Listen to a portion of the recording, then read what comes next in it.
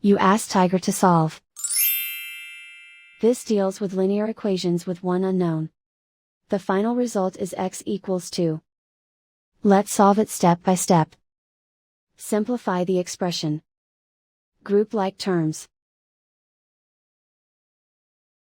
Simplify the arithmetic. Group all constants on the right side of the equation. Add 6 to both sides.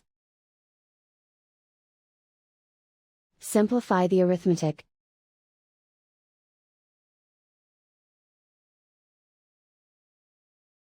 Isolate the x. Divide both sides by 3. Simplify the fraction. Find the greatest common factor of the numerator and denominator. Factor out and cancel the greatest common factor. And so the final result is x equals 2.